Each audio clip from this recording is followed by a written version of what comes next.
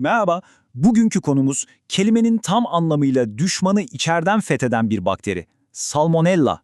Bağışıklık sistemimizin en sağlam kalelerinden biri olan makrofajları ele geçirip onları nasıl birer Truva atına dönüştürdüğünü ve bu sayede bütün vücudumuza nasıl yayıldığını gelin birlikte tüm ayrıntılarıyla inceleyelim. İşte milyonlarca yıldır sorulan kilit soru bu. Bir avcının nasıl ava dönüştüğünü, bir kalenin içeriden nasıl fethedildiğini anlamak, Salmonella'nın neden bu kadar başarılı bir patojen olduğunu anlamak demek. Şimdi bu sorunun cevabını bulmak için patogenezin derinliklerine dalıyoruz. Yol haritamız oldukça net. Önce bu gizli ajanı yani Salmonella'yı bir tanıyalım, sonra kullandığı silahlara yani virülans faktörlerine ve saldırı planına bakacağız. Bu planın vücudumuzda yarattığı iki farklı senaryoyu, tifo ve enteriti karşılaştırıp ardından bu düşmanı nasıl teşhis ve tedavi ettiğimizi göreceğiz. Son olarak da korunma yollarına ve o meşhur kronik taşıyıcılık meselesine değineceğiz. Evet, başlayalım. Nedir bu Salmonella? Onu diğer bakterilerden, hatta en yakın akrabalarından bile bu kadar farklı ve tehlikeli kılan özellikleri neler? Laboratuvarda Salmonella'yı gördüğümüzde onun kimlik kartında bunlar yazar. Gram boyama dediğimiz özel bir teknikle pembeye boyanır, yani gram negatif bir çomaktır. Kamçıları yani flagellaları sayesinde oldukça hareketlidir. Ama asıl ayırt edici özellikleri şunlar.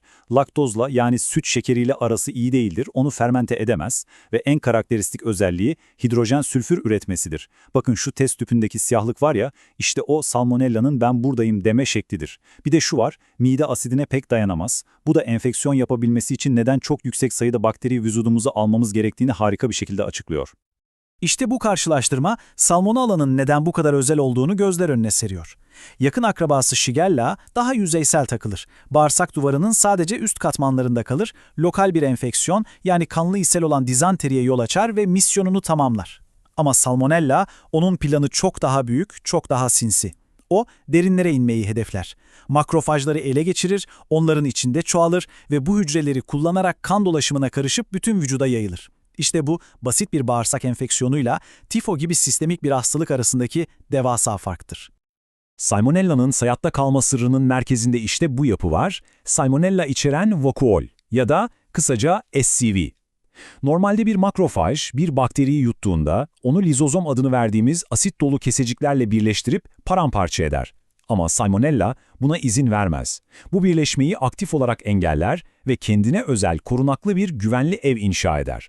Yani makrofajın içinde onun tüm silahlarından korunarak keyifle çoğalmaya başlar.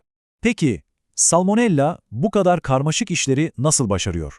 Gelin şimdi onun moleküler alet çantasına, yani hücrelerimize girmesini ve bağışıklık sistemimizden kaçmasını sağlayan virülans faktörlerine daha yakından bakalım.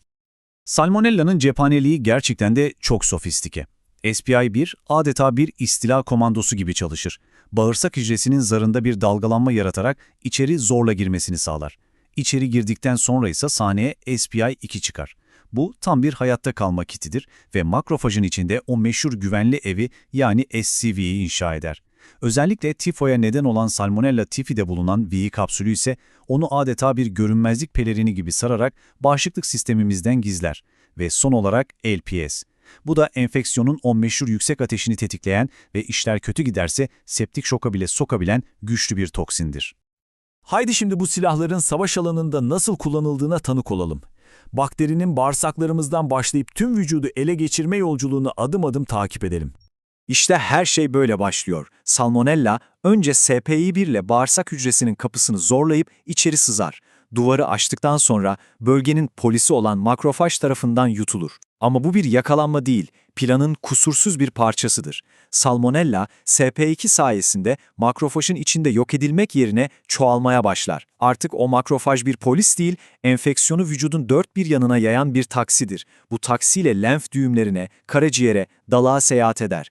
En sonunda içindeki bakteriler kana karıştığında ateşimiz yükselir ve hastalık sistemik hale gelir. Son duraklardan biri de genellikle safra kesesidir. Burada kendine uzun süreli bir sığınak bulur.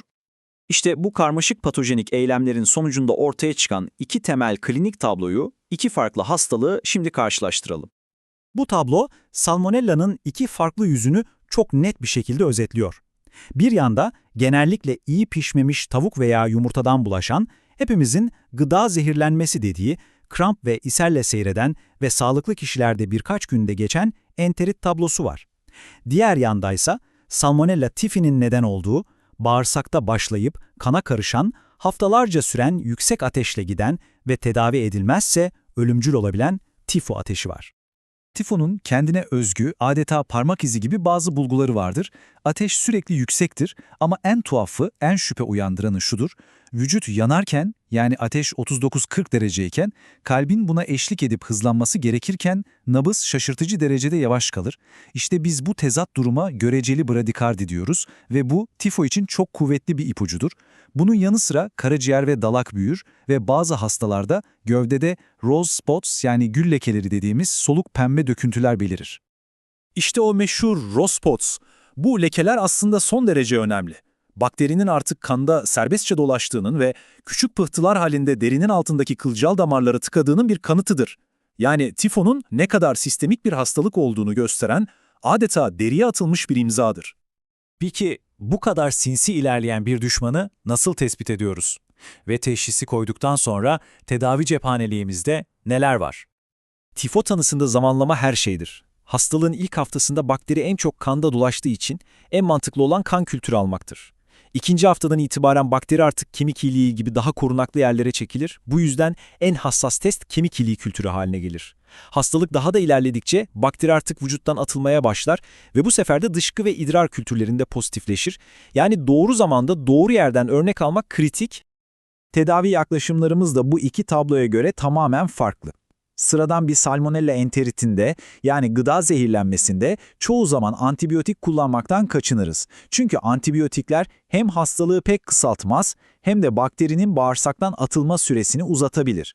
Genellikle bol sıvı ve dinlenme yeterlidir. Ama konu tifoysa işler tamamen değişir. O zaman antibiyotik tedavisi bir seçenek değil, bir zorunluluktur. Hayat kurtarıcıdır. Ve son bölüme geldik. Salmonella enfeksiyonlarından nasıl korunabiliriz ve iyileşmiş gibi görünen ama hala bakteri saçan kronik taşıyıcılar sorununu nasıl ele alırız? Korunmanın temeli aslında çok basit. Temiz su, iyi pişmiş gıda ve el hijyeni.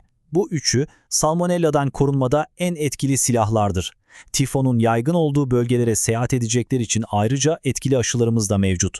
Unutulmaması gereken bir diğer nokta ise özellikle evde beslenen kaplumbağa gibi sürüngenlerin tifoya bağlı olmayan salmonella türleri için önemli bir kaynak olabileceğidir.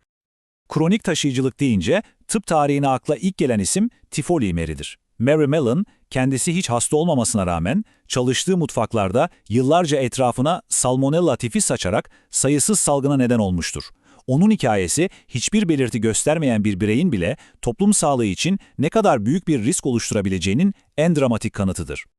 Peki, tifolu Mary gibi insanlar bu bakteriyi vücutlarında yıllarca nasıl barındırabiliyor?